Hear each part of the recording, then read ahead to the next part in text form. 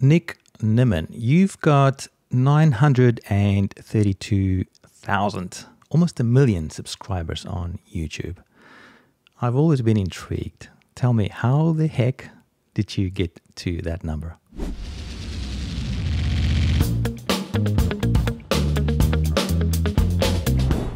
Consistency over a long period of time and making a good handful of good decisions around the content that I've published. And in addition to that, just continually showing up for the community, which is in part, consistency. But yeah, I would say it's mostly based around the content decisions and just consistently doing the thing. For example, if you're trying to get fit and you go to the gym, every now and then, it's probably not going to work out for you. But if you go to the gym on a regular basis and you are actively trying to improve what it is that you're doing and you're learning how to work out in the best possible way, then, you're probably going to end up getting good results, over time by just continually doing the practice, as long as you're focused on improving along the way. So when I first started my YouTube channel, I didn't know what I was doing, just like anybody else. And I just started plugging away at making videos. I was fortunate enough to get the opportunity to work with somebody that did know what they were doing on another channel. And then I took that information and came back and applied it to my channel. And shortly after that, my channel started, taking off as well, which was, has been a fantastic experience on my end. And hopefully, I've been able to add a lot of value to the creator community at scale when it comes to YouTube. Interesting that you mentioned consistency, but you also mentioned something else there that really piqued my interest. You mentioned that you were looking at what some other people were doing, and then you started implementing that. Tell me a bit more about that and whether that's still a valid thing to do. Well, when it comes to anything, there's the saying that success leaves clues, right? And that means that there's been people that have done the thing before you. And because of that, they have knowledge that you might not have at this moment in time. So for example, you and I are having this conversation right now, and there might be somebody that's listening to this that would love to do conversations like this with people. However, they've never set up a camera before. They've never set up lights before. They've never used the software that you're using before. They don't know how to, even connect a high quality microphone to their computer yet. And because of that, they would, follow you to learn how to do all of those things, or follow somebody else to learn how to do all of those things in order to be able to successfully do it, or they just have to get all this stuff and, try to figure it out on their own. So when it comes to the opportunity that I had working with somebody that knew what they were doing, not only did it help me in terms of just getting a more clear picture of what to do on YouTube, but it also gave me a lot of confidence, because at that moment in time, I was just getting started. When I had that opportunity, I had 150 subscribers on my YouTube channel, and that person was crossing 100,000, and they had worked with, some of the biggest creators on the platform, big companies on the platform at that time, and they still do actually. But that opportunity for me, it just allowed me to get some insights from that perspective, and it gave me confidence, because one of the things they mentioned is based on how you're putting things together already, I think that you have potential to, be successful on YouTube. And that feedback from someone with that experience was really valuable for me. And it gave me a lot of confidence in terms of like, hey, maybe I can go all in on this. Because when I first started, like a lot of people, I came on to YouTube looking at it as a solution to a problem that I was having at the time, which was I was trying to get out of, one business that I was doing and trying to find another path. And because of that, that confidence, I think, helped carry me a long way in terms of just giving me the, I don't think permission is the right word. Maybe it is. I'm not sure. But basically just giving me the encouragement to just go all in. Take me back, if you can, or if you can remember, to, it could be the first experience that you had with this, where you followed what someone else was doing or looked at, clues that someone else were leaving for you, either the first one or maybe even, if you can, the most impactful one, maybe, or a group of people that you followed. Was there anything or anybody that stood out over your career? Because you've been doing this since, what, 2014 or something? Yeah, right. Yeah. So was there, at any point in time, someone or a technique that you followed from someone else that really stood out? Can you give me like quite a concrete example of either one or a series of things that you did that really made the difference? Where you for the first time saw, hey, the needle is moving? Because the thing is, and the reason I'm asking this is because it's so easy to get lost in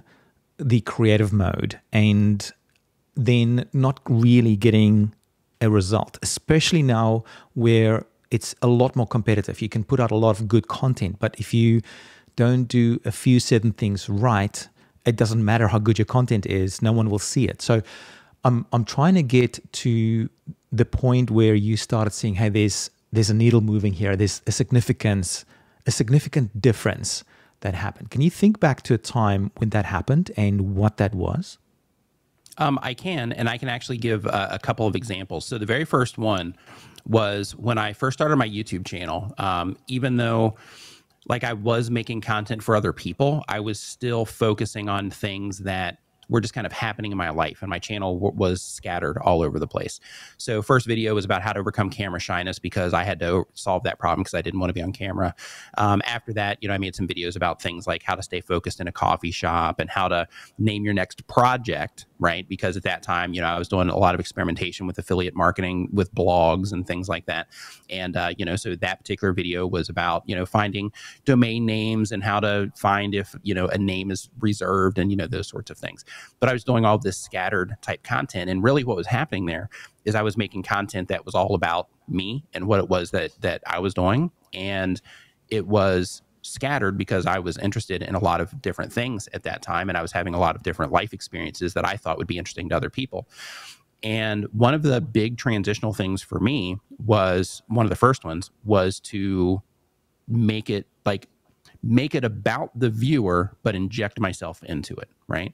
So with that comes down to figuring out the type of viewer that you want to serve with your content, and then going all in on doing everything you possibly can to serve that viewer. If they're coming to you for education, making sure that you're educating them. If they're coming to you for entertainment, make sure you're entertaining them. If they're coming to you for, motivation or inspiration, make sure that you're giving them that.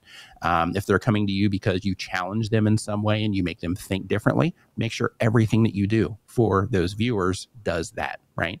So making your content about the viewer was one of the things that was a big transitional or transformative thing in my own brain, in terms of like, oh yeah, that makes total sense. But it didn't make sense, or I didn't really think about it at that time until somebody had mentioned it to me. And then from there, once I started walking down that path, one of the things that I also learned working on that other channel, because I ended up burning out over there, which brought me back to my current channel, was that it's important to also have a good monetization strategy. So when I came back to my channel, one of the things that I first put into place was a website where I was selling graphics and services and things like that. And because I was making that type of content, I said, okay, well, because I had that service and that website, I said, okay, in order to sell this, I need to make sure that I'm making content for people that make videos. I still wasn't fully dialed in terms of like YouTubers specifically. I was just saying that people that make videos can get value from these things. So let me make sure I'm making videos for those people so that I can lead them into my products and services. And once I started doing that, I made one video in particular about SEO, because, one of the things, because I've said this publicly a bunch of times, but I used to watch you a lot before I started my channel. I used to watch James Wedmore. I used to watch Daryl Leaves, Tim Schmoyer, all of these, people that were, the key people in that particular space at the time. And one of the things that all of you guys were talking about at the time was how important search ranking was. So I took that to heart. And like I mentioned, I was previously doing a lot of affiliate marketing and things like that. So I was having success with blogs and that sort of thing. So I said, okay, let's start applying this to YouTube, like, everybody's saying. And I started getting my videos to rank well in YouTube search. And of course, that flows over into Google and all the other textual search engines. And it started bringing attention to my channel. So I said, hey, let me make a video about this, because this is still relevant to people that make videos, and just kind of share with them all of the stuff. Like, I'm not trying to sell a course, so I can just tell them exactly what it is they want to know. At that time, I wasn't doing consulting or anything, so I didn't have any reason to reserve anything. So I said, hey, let's just, tell people exactly what to do. And I made that video, and even though it didn't get crushed in views or anything like that, the feedback that I got, that was one of my first videos that got a lot of comments on it, of people saying, hey, this is great, make more of this. Oh man, I really needed this, make more of this. So one of the things that YouTube says is that the algorithm follows the audience. So my thought at that time was, well, this is what they want. So, if we're making it about the viewers, then in that case, let me, make something else like this. And then I just started talking about the things that I was doing that were working, and people responded well to that. And in addition to that, in addition to telling them how to do the thing, I was also sharing with them the tools that we all use to do the thing as well. And I was getting those videos ranked in search. And a lot of those videos are also responsible for driving the viewership and just the overall growth of my channel. So, I think that when it comes to those pivotal moments, it's being able to identify like, hey, okay, I've tapped into something here and I'm getting a lot of feedback on this. And again, it wasn't based on the view count. It was based on, this seems to have lit people up in some way. So maybe as long as this aligns with what it is that I'm trying to do, maybe this is a thread I should start pulling on, so to speak.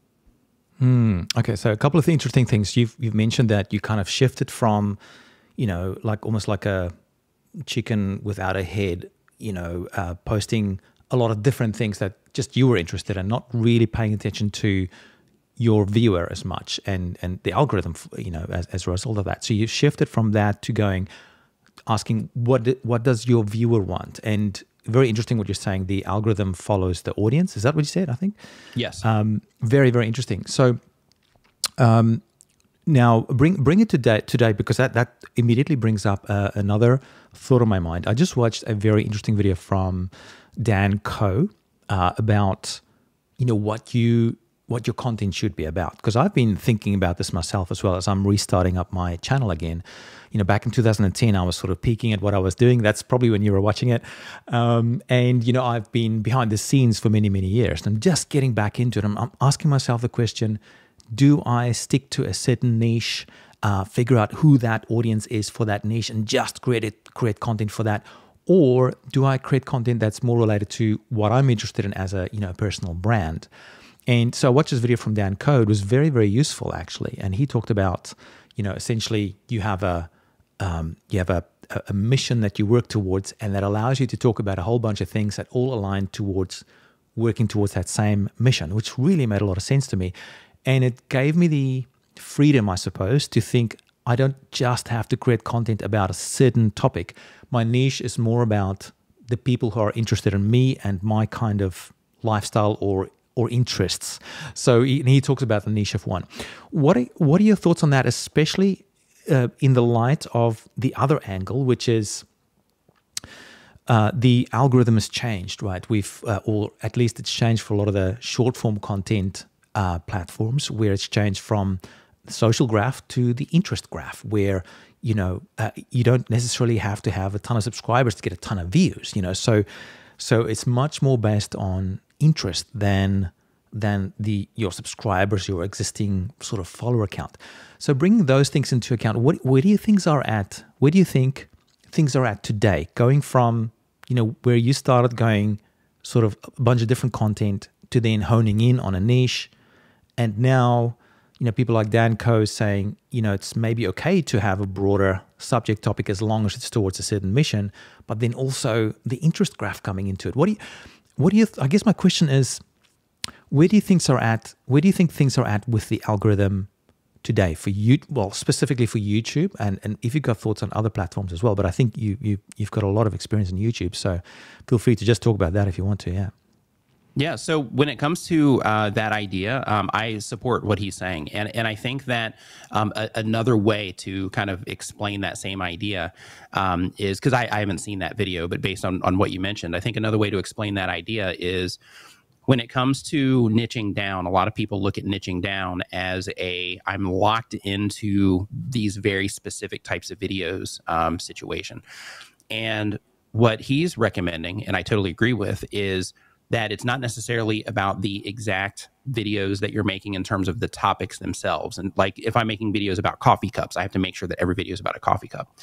So instead of just looking at it like it's niche topically, look at it more in terms of, he calls it mission, which I love that idea and that framing. But the way that I explain this in live streams when I'm talking to people is that you are really serving a particular type of viewer, right? which, you know, in his case, it's the mission. And in my view, it's the viewer. So because of that, as long as what you're doing is in alignment with that viewer, then in that case, you're making good decisions. And the reason this is important, especially if you're somebody that's doing this, you know, for business or to build your personal brand or something like that, is let's say, and Gary Vee also says, like, just make content about anything and, you know, just put it out there. And one of the things that I think is important to think about if you're doing this for business is that, let's say that I am making videos about, you know, we'll just say YouTube. And then I start sharing, because I live in Asia, and then I start sharing a bunch of content as well about my experience in Asia. And I'm sharing these videos about me going to, you know, these cool places in Asia and having these cool travel experiences. But I have all this other content where I'm talking about YouTube. Well, if I am sharing that content about the places in Asia, in that particular case, then I might have some of those videos blow up and people might be like, wow, this is great and amazing. But then my next video, be it a vertical video or a, you know, regular standard landscape video, long form video on YouTube, when that video shows up in their feed and it's about YouTube, then suddenly those travel people, they're not going to care. So even though my face might be familiar, I'm talking about something that they don't care about and they're not going to engage with that content, right? So one thing that can happen when it comes to the vertical platforms and just, you know, long form content as well, is as people start to get familiar with content creators, with vertical platforms, you can actually watch momentum build up. Same thing with YouTube Shorts. And part of that is when you're putting yourself on camera and every time you pop up, people are like, oh, I always get value from this person. So therefore I'm going to give this person an extra few seconds that I might not normally do just because they recognize you and recognize the value that you bring. What that does is that creates consistency in terms of what they get from you as well.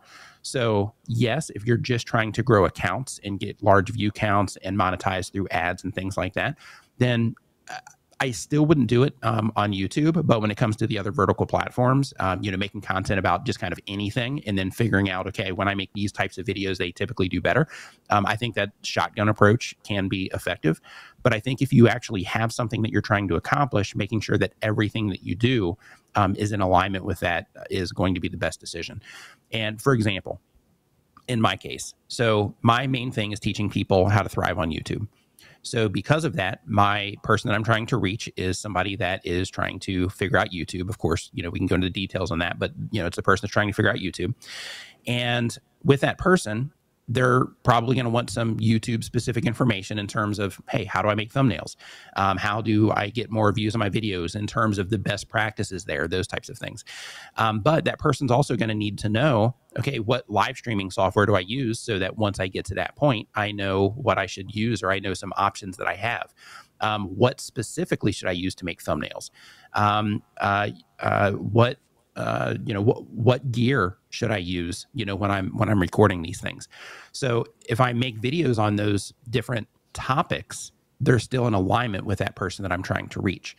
And when it comes to the mission idea, I love that because it's like, hey, as long as these videos serve the mission in some way or the goal, we'll just call it, you know, we'll break it down and just call it goal. As long as it serves the goal in some way, then it's still in alignment.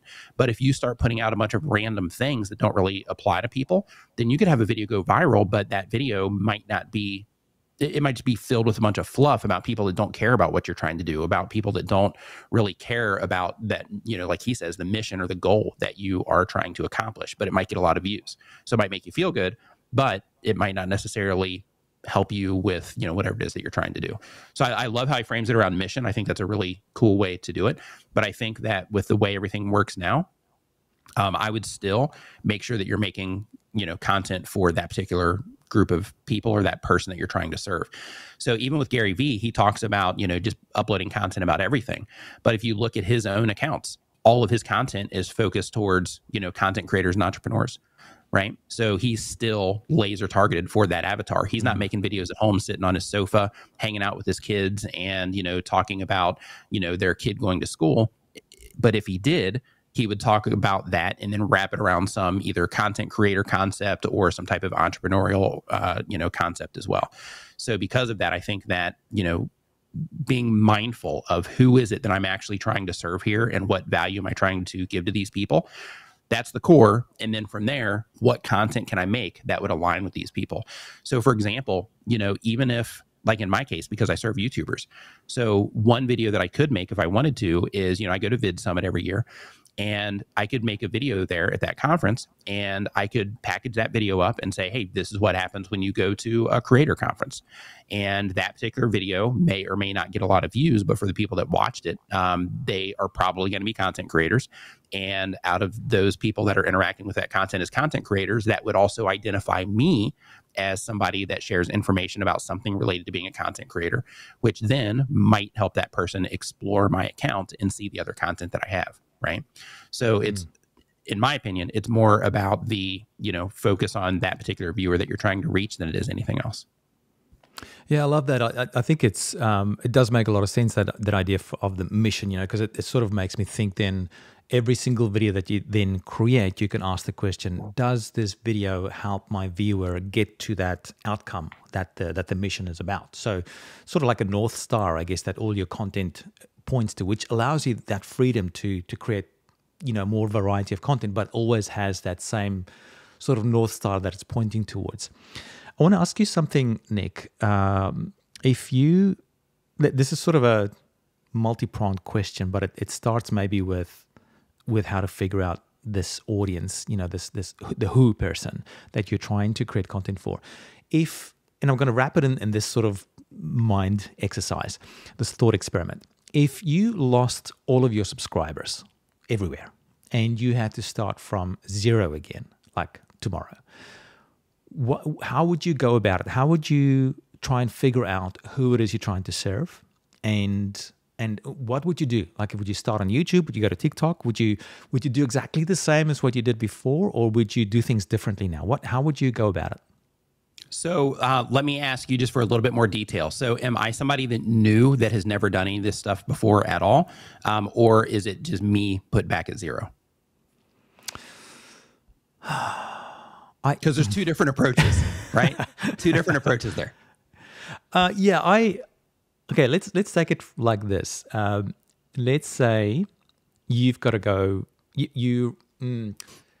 I think let's keep your experience and your knowledge, but the slate is clean. You've got nothing. Like, you've got no money to like. Let's say you're a beginner in terms of starting out. However, you've got the knowledge and experience to be able to do this. So you're starting fresh with no existing momentum, so to speak. I think that's more the key idea. But you've got the experience. You've done it before. Like, what would you do to get up to momentum the quickest possible way again? So based on the knowledge that I already have about YouTube, I would just start making content all over the place about YouTube. And I would just start adding value to people. And I would just break everything down simply in terms of, hey, I would take a little bit of a different approach, because right now I can say, hey, I've built this channel, and I've worked with all these other creators, things like that. But if I'm just zeroed out on all of those things, and I don't have that behind me, but I do have the knowledge, then in that particular case, I would take it through the lens of more of, hey, I know how to do this stuff. Follow me along on my journey of trying to do this. And through that, I'm going to teach you, how to do the same thing. And one of the things that I would mention there personally is that, fortunately, I'm able to be full-time on this. And if you're not somebody that's full-time, if you're, a part-time creator, then in that particular case, the things I'm going to be sharing are going to apply to you too. But I'm going to be able to be a little bit more aggressive about it, because this is something that I can just sit here and do all day. So therefore, just make sure that you are, kind of following along that particular journey so that you can learn from the things that I'm doing. And what's funny is I'm actually experiencing this right now a little bit. So I haven't done, Facebook Reels. I've been kind of lazy on Instagram Reels over the years. I had a TikTok account. And with that TikTok account, because I started it in Asia, I can't do any monetization things on there. So because of that, I had to start at zero with a TikTok account. Like right now, my new TikTok account's got like 130 followers on it. So, I'm kind of there right now, right? On the other platforms. So because of that, I'm there in those places sharing my knowledge about YouTube. Now, with that said, I do have the authority grabs, in some of the content where I'm like, hey, I've been a creator for 10 years, right? So I can say that sort of thing. So that's not completely zero, but when it comes to making content, because of my experience, the thing, and we kind of briefly touched on this earlier, the thing that I understand deeper than a lot of people do, because I've been leveraging content for business and personal reasons for over a decade. And one of the things that I understand very deeply because of that is that consistency is going to get you further than pretty much anything else that you can do in terms of, making a big splash of some kind, right? Like a lot of people will do all this preparation, like, hey, I'm just going to prepare and then I'm going to have this big launch. No, when it comes to content, like, figure out like what it is that you're trying to do so you can make sure everything aligns, but then just start showing up, right? Start making content, start publishing that content all over the place. And through that consistency, you are going to create some content that lands, some content that doesn't land. But what you can do is, as long as you're paying attention, you can learn from that content that lands, and then you can slowly start using that to modify the decisions that you're making around your content, right? So for example, what I'm doing right now on the vertical platforms, I might start a new Facebook account, but when it comes to TikTok, so what I'm doing over there is I have content where I'm talking directly to the camera. I have some of those videos. A lot of them are longer, so I'm getting ready to start experimenting with some shorter ones.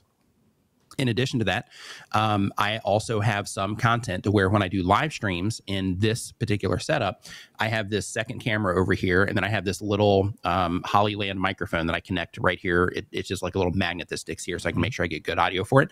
And then I create this whole different kind of vibe coming over from this side. And I'm putting some of that content up there as well. And I'm going to soon start experimenting with just some super casual content of me, just on my phone. So what's happening is, through those processes, I've had some videos do better than others in terms of the current way that I'm doing it. And I'm going to be throwing these different ways of doing the same thing into that machine, so to speak. And then what that's going to tell me is, okay, based on these ways of doing it, based on, these video lengths and, these other things, these are the things that typically people respond to better than when I do it this way. And then what that's going to allow me to do, as long as I keep showing up and keep, trying things, is that's going to allow me to, over time, fine tune it to where, while I'm picking up momentum of people seeing my face and then having that experience where I pop up and they're like, hey, I saw this guy in another video and he shared something good. While I'm picking up that momentum, I'm also going to be experimenting with the very specific type of, format of content that I'm putting out that people are going to respond to best. And once I figure that out, then I'll just go all in on doing it that particular way. So you and I were talking before the conversation today about, the setup that I have here.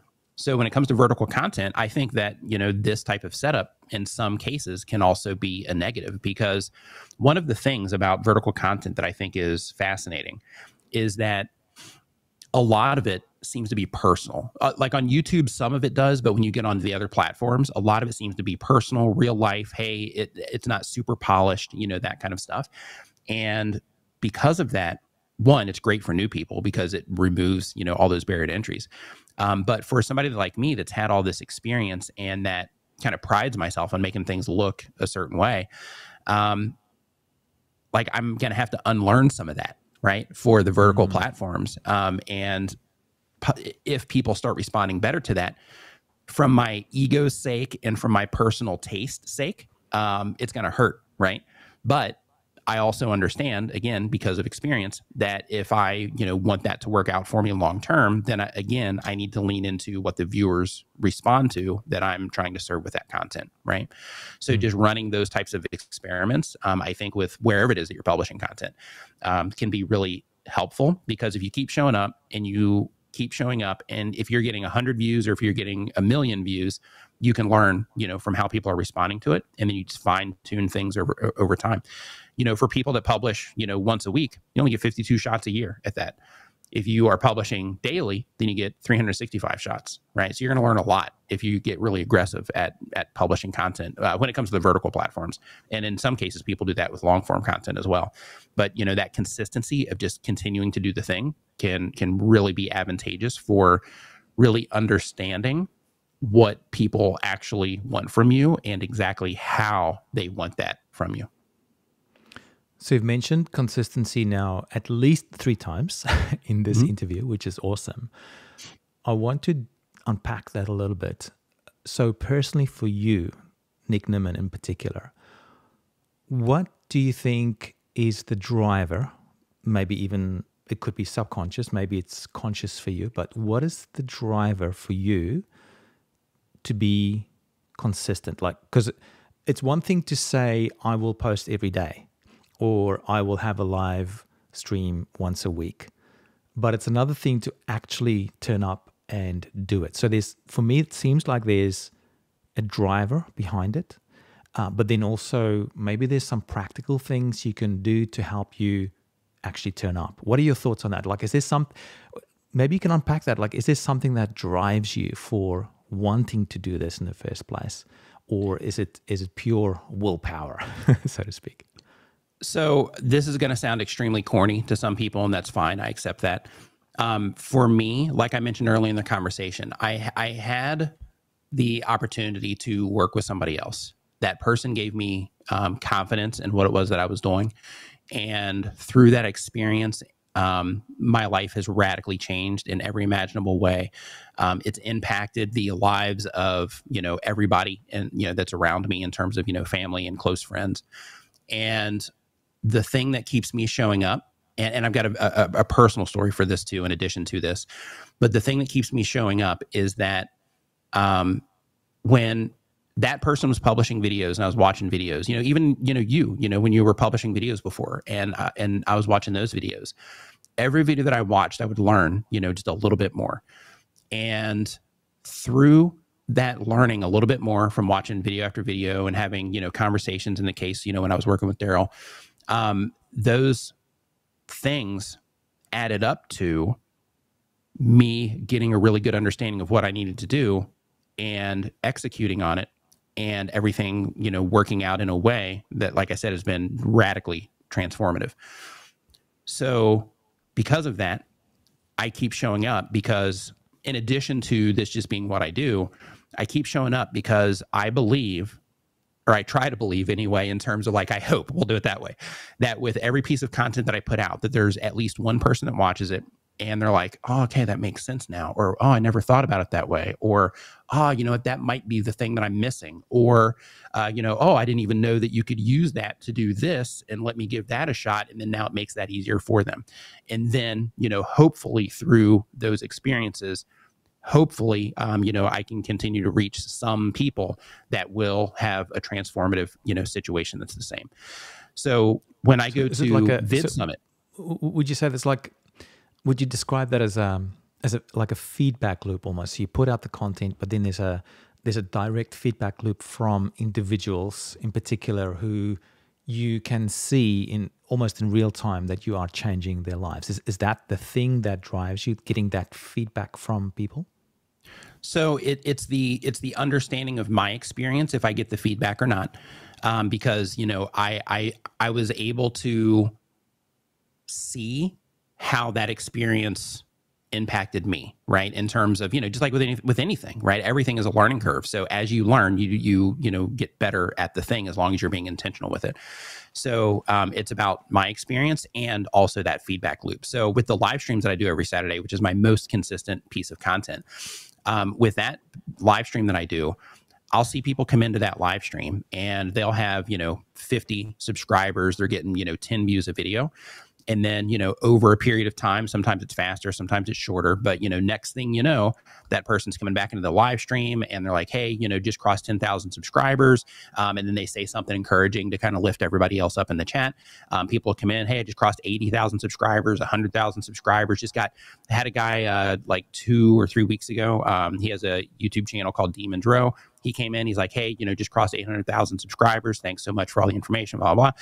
And, you get those types of stories. And then in addition to that, when I go to Vid Summit every year, I get a lot of feedback there as well in terms of, content creators coming up to me and telling me all of these stories in terms of, how, hey, I was just hanging out, having fun, watching you and your brother D, on your live streams. And it encouraged me to start taking this seriously. Or, some of the things that you mentioned, or when you reviewed my channel during the stream, it kind of helped me dial things in. And I get all of the feedback that way as well. And then also, privately, because, this has all been very kind to me. So I'm not one of the people that, I put a limit on it. I'm not, that's not what I do all day. But I'm not one of the people that if somebody sends me a DM and they're asking for help, that I just like, I don't pay attention to them. In some cases, if I go and I look at the channel and I'm like, okay, they're right there, but they're just not there yet, but they're really close and I can probably help them out. I'll also be like, hey, give me access to your channel. I'll go in, I'll take a look and see what's going on, give you some tips on, some things that you can do to move forward, because I see that they're right there. In other cases, I'm like, oh, hey, watch this video or watch this video, so that you can kind of get up to speed. But those types of things are also great because then I get the feedback that way also. But there was one conversation that I had at Vid Summit with somebody, and this has been impactful. And anytime I don't publish, because on my regular long form content on my channel, over the last 8 months or so, because I've been focused on like building apps and things like that, and just learning that process. And as you know, you have to kind of go deep, when you're trying to learn something new rapidly like that. So because of that, my live stream has been consistent, but my video content has not been as consistent as it should be. And I carry guilt with that because at Vid Summit, I had a guy walk up to me and he said, I was, publishing videos to YouTube, and I, wasn't really getting any traction or whatever. And YouTube recommended me this one video of yours. And I watched that video and, it made things click. And then it changed my approach to YouTube in terms of like just, niching down and pretty much the stuff that we talked about, earlier in the stream today, or earlier in the conversation today. And he said, now I think he had like 300,000 subscribers or something like that. And it's like full time off of YouTube, able to travel with his family and spend more time with his kids, like, that perfect scenario type of thing. And one of the things that he mentioned is he said, if you didn't publish that video that day, I don't know if any of this would have happened. And I was like, oh my gosh, it probably would have, right? Because, if somebody is going to aggressively go after something like that, like it's going to work out for them, like regardless. But when he said that though, it made me like really think. And any time that I don't publish a video to my channel when I should, I think about that. Or anytime where I'm like, hey, I'm traveling right now, I can't live stream or something like that, is I think like, hey, that one person that YouTube could recommend this to that might come in, that it might be able to impact in some way, I might miss out on that. And they might miss out on that, depending, if I don't publish that video. So I actually carry guilt now because of that as well. But when it comes to that drive though, it's just knowing based on my personal experience of what happened to me, the impact that just showing up for people can do.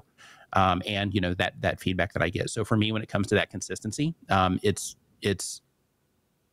about, it's about that impact that I can have, on somebody else when they're watching the content. That's fascinating. Thank you for sharing that. I think it was one of the things that I found frustrating as well, with being more behind the scenes. Even though I was making an impact through the brands and software that I was creating for a decade, I never felt like there was that direct feedback loop, which is so nice about YouTube and creating video, because people recognize you. It's not like they've used your app, and they don't even know who you are. It's like they've watched your video and they've got a personal connection with you. and that feedback loop, I think it's like very energizing. There's something really beautiful about that. I think we're just wired to want to help people because it makes us feel good, right? It's like it seems to be just engineered that way for us as human beings. But sometimes Gideon, oh yeah, just really quick, sometimes, when you're making content, like sometimes, somebody just needs to hear the message that hey, you can do this, right? Like another conversation that I had is I was asking, like, one of the things that I do when I go to conferences is when I get the opportunity, I'll ask, new content creators or people that are watching my content, like, hey, is there anything that I can do, like, better? Like if you were to just, run into my content now as a new person, even after you've been, going a little bit, like, is there anything along your journey that could have been helpful for you? And there were 3 people actually that mentioned just letting them know that it was possible and telling them that, this works out for, a lot of content creators. It's hard. You just have to put in the, work, and you have to learn how to do the thing. But just encouraging people and letting them know that it's possible with whatever you're doing. If you're helping entrepreneurs, if you're helping content creators, if you're helping, moms and dads, manage their families, like, anything it is that you're doing, sometimes people just need that encouragement to where you just kind of shift their mindset if they're having a bad day, Or we all have things, especially on the entrepreneurial journey, where, you know, sometimes you're riding high and you're like, oh yeah, you know, this is great. And then other times you're like, oh my God, what am I doing with my life all of a sudden? And, you know, things aren't working out like I thought they were going to work out. And then you have to kind of, you know, build yourself back up. But, you know, sometimes we need that encouragement in terms of like, hey, you're just in that part right now. Keep going. You got this. Right. So I think showing up consistently and, you know, sharing those types of messages can also be really helpful for the impact that, you know, people can make through their content, especially in the world we're living in right now, where everybody's doom scrolling and hearing all this negativity. I think that the more positive information and uplifting information you can put out there, the better, you know, you're serving society as a whole, versus, you know, in addition to, you know, the audience that you're serving.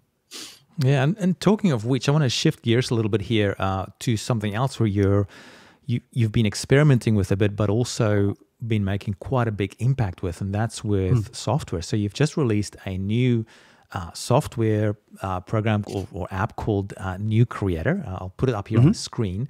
Do you want to tell us a bit more about that? And as a special bonus today, I'm going to go through it because I've just installed it, and I'd like you to take me through especially one of the features that I spotted that looked very, very intriguing to me. But tell me a bit more about the New Creator app, what it is, because it seems to dovetail really well into your experience and what you've been doing on YouTube. And you kind of created that. I wonder if you created it for yourself a bit as well, but then for others as well to help them on the journey. Tell us a bit more about it. So with the original plan for that app, when I originally made it, I said, okay, I'm just going to make this app specifically for new creators. That's where the name came from. I said, I'm going to make the app specifically for new content creators, and it's going to contain all of the things that they need when they are getting started to manage their YouTube channel and grow their YouTube channel, and just kind of get some feedback, because that's problems that content creators have, and to help them with their time, because that's another thing another problem that content creators have, new content creators. But then as I was putting it together, I said, hey, I'm constantly working on this thing every day, so let's go ahead and start making some things that help me too. And as a part of that, you know, I added some features that I also use even with my, you know, channel and my experience on YouTube that also help me stay on track. And, you know, for example, you know, I have a content calendar in there, but I added details to that content calendar to where instead of having it just, hey, these are the things you're going to publish, or these, you know, this is the information for the video, there's an advanced mode that you can turn on in the settings that also has additional information, like what video you're going to use in the pinned comment, what videos you're going to link to specifically in the end screen, things like that.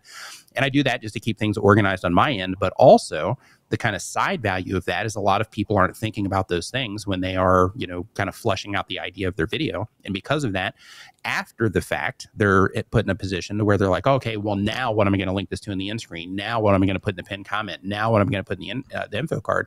And they're not really putting any thought or strategy behind it. So because of that, adding those types of features gives people something to think about if they don't have that experience. And then for the people that do have that experience, it just helps us be able to plan that in that particular way, because nothing else offers that's available right now. In addition to that, I've also added reminders to where, you know, if I need to work on content, I get a reminder that I can set within each video. And then that reminder just says, hey, time to work on, you know, this video. And then I have home screen widgets so that I can see the content that is upcoming at a glance, so that it just keeps me focused on like, okay, this is what's coming next. And for me, I found that helpful because I do a lot of tutorial content. I show a lot of things on screen in terms of screenshots and stuff like that.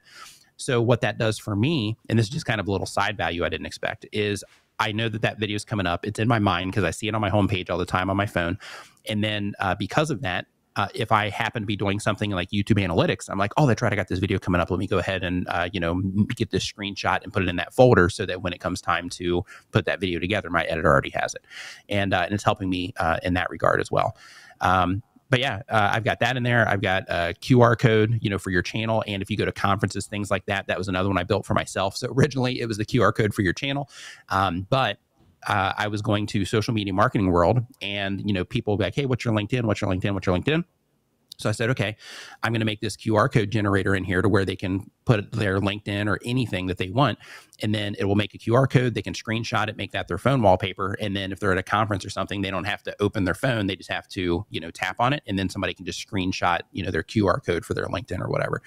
But I have a monetization tracker in there for new content creators. So it keeps them motivated in terms of, hey, this is, like how close you're getting to the partner program, because a lot of people want to make money on ads on YouTube. I have a tool in there that gives feedback on thumbnails. With that particular tool, I'm using that one all the time as well, because I spent like a month putting the prompt together for that and just kind of fine tuning. And in transparency, I'm still fine tuning it and trying to make it better as I find like edge cases. But with that particular prompt, what that does is you can upload your thumbnail in there, and then it gives you information in terms of, this is the thing that's in focus in terms of the thing that's standing out the most. This is the secondary focus. And both of those are important because those things specifically help people identify that your content is about something that they care about when they see it presented to them in thumbnail form. And then that will grab their attention, so then they can read the title. But then there's all kinds of additional things in terms of, color, in terms of image clarity, in terms of the layout of your thumbnail. It gives recommendations on that. But basically, there's a bunch of things in there. And as it finds things that you can do better, it doesn't just say you could do this better. It says that, here is how it is right now. This is a specific thing that you might want to do to improve this. So the reason that I built that one, and I found myself using it all the time now too, but the reason that I built that one for new creators is because with the live stream that I do every Saturday, one of the things that people always want feedback on is their thumbnails, because everybody knows that it helps the viewer, or helps grab people's attention. And a lot of people don't have that feedback, right? Like if you're a content creator and you're getting started and you don't have people in your life that have experience on YouTube, you might think that your thumbnails are amazing. Or if you show them to your friends, they might be like, oh yeah, that's great. But they may be working against you. And because of that, I built this feature so that you can get like real unbiased feedback based on best practices when it comes to making thumbnails for YouTube, mixed with, my experience working with creators across genres and having some channels myself across genres and things like that. But that particular tool by itself is one of my favorite tools in there, just because sometimes even like I've got a graphic design background, which some of that's prompted in there too, but I have a graphic design background. I've been doing internet marketing for a really long time. I've been, a content creator for over a decade, but sometimes, there's blind spots, right? So because of that, just uploading it in there and being like, oh yeah, I didn't even think about that. Or I just overlooked it, for this, or I was focused so hard on this part of it that I just, kind of missed this part of it. It just helps me, just kind of see those blind spots, which is great. In addition to that, for new content creators, it's got checklists in there that you can customize. So there's some default things in there too. But really, when it comes to uploading videos and live streaming and recording your videos, all of that is more of like a personal, thing outside of best practices. So because of that, those are fully editable. So you have the default one that's in there, but you can go in, you can delete all of that. You can add each individual thing yourself. And that's just so you can, make sure that everything that you're doing, that you never miss a step, which is great. In addition to that, I have the video idea Explorer, which is where content creators have a very difficult time coming up with what videos they should make. So there's a really cool tool out there called Answer the Public that I always recommend to people. And the reason I recommend that one specifically is it breaks everything down into questions that people ask about your content. So I said, okay, instead of just making a keyword explorer that says, these are all the things that, people are interested in around the video, let me break this down into different ways that make sense to somebody that's making videos about it. So if there's tutorials, it's in the tutorial category if people are looking for that. If it is how to, it's in that category. If it's a what question, it's in that category. If it's a who question, it's in that category. But it breaks those down in all those different ways. So it helps content creators be able to come up with an endless amount of video ideas based around the type of content they make. And then this is cool. I want to stop you there a little bit because we're getting close to the time a bit, Nick, and I just, in the interest of time, I just want to make, before we wrap things up, there's a really cool feature that you were just talking about, the ideas part of it, which I just saw in the tutorial video before this call. And it really piqued my interest because, in the name of consistency, you've mentioned that, we've talked about that multiple times now in this call. But I think the whole app sounds like it's going to help you be more consistent. But I think one of the big pains that I have, and look, I see a lot of other people as well, is that eventually you sort of run out of ideas. Like, oh, what shall I create my next video about? Especially if you're doing short form. And I saw in the video that you had, there was like this swipe feature for the ideas. I wonder if you could take me through that and show people how that works. Because that really piqued my interest. Because like it's almost like the Tinder of video ideas, right? So that's what it looked like. So I've got it up here on my screen. Do you want to show me how that works quickly before we wrap things up? Because I thought that was like a really neat, well, one of many amazing features, but that one really stood out to me. Sure. So with that particular feature, that's actually part of the feature that I was talking about in terms of categorizing everything into the different ways that people look for something. So what you want to do is you want to go down into the tools area down there in the bottom. So if you click on tools, and then once you are in tools, click on Video Idea Explorer. Okay. And then type in anything. So like for your type of content, just put in something that would be relevant.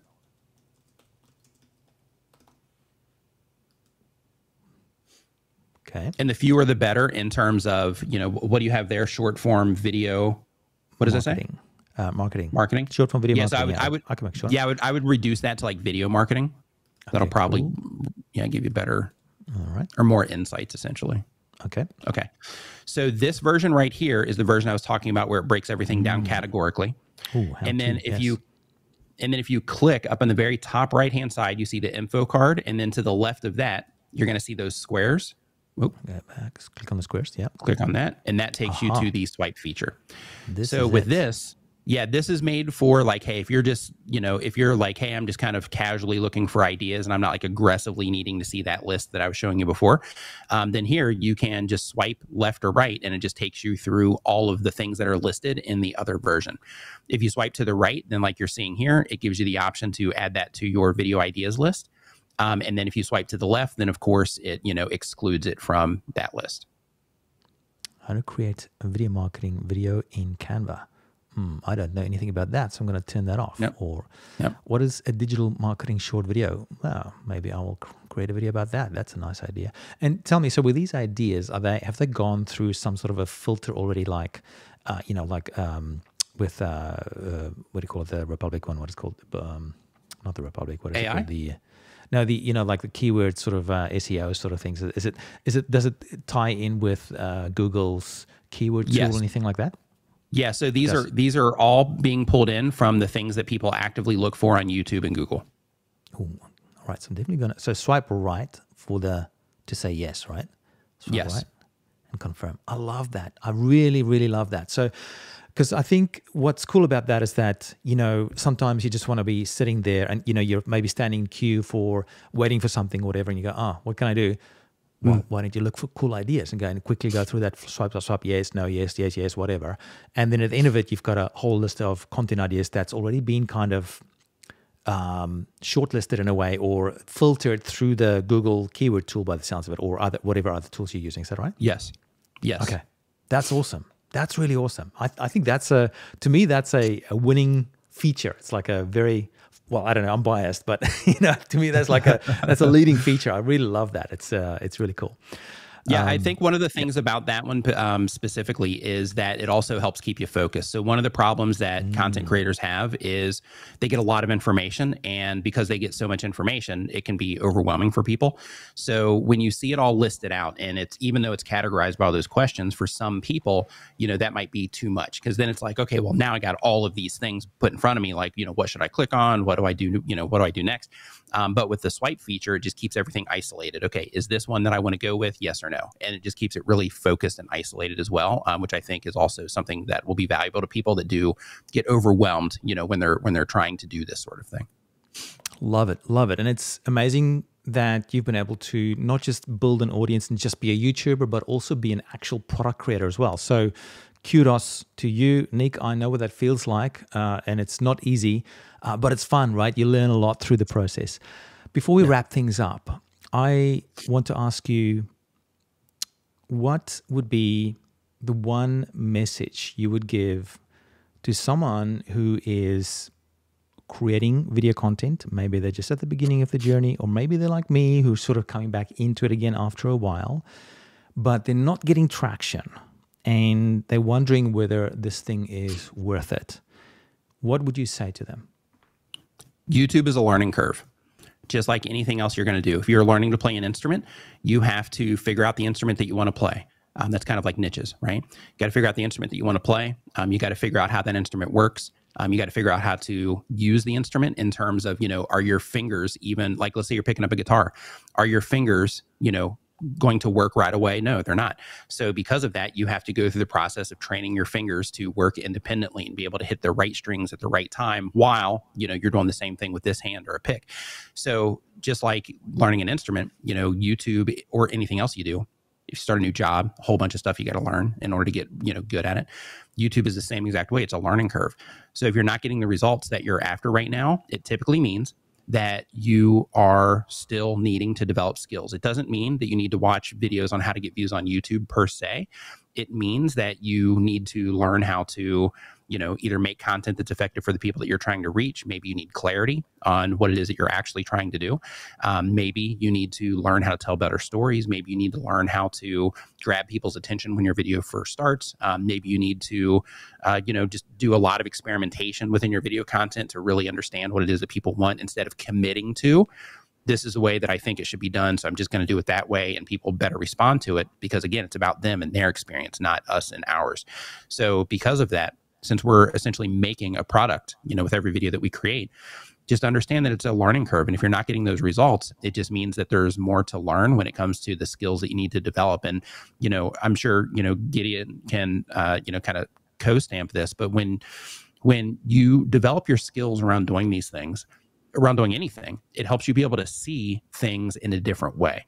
So it's not just, I know how to do this now. It's now that I know how to do this, I understand it and I understand how it works. And therefore, when I look at it, I can identify if I'm doing the right things or not, right? So because of that, just embrace the fact that you're in a learning curve. And if you're not getting results or the results that you want, then that's just where you're at. And when it comes to YouTube, it's hard. So, or just online content in general, it's hard. And there are a lot of moving parts. So just embrace the learning curve and hang in there. You got this. Super, super useful. Nick, I never quite know what I'm going to get with these interviews. And this one is one of those ones I think that's just going to be unforgettable. Thank you for those insights, but not just the insights, also the inspiration. And I think sort of reading between the lines and feeling the energy behind all of this, there's a big, big inspiration here to, to do something successful with content. So thank you so much. Where could people go best to find out more about you or connect with you? Obviously they can go to newcreator.app to check out the app. That looks really, really awesome. So definitely go and check that out. That's newcreator.app. But where else should people go, Nick? You can find everything at nicknimmin.com. All roads lead to Rome from there. And Gideon, thank you so much for having me on. Always great speaking with you. So thank you so much for having me on. I appreciate it. You're very welcome, Nick, and looking forward to our next call at some time in the future. Thank you so much.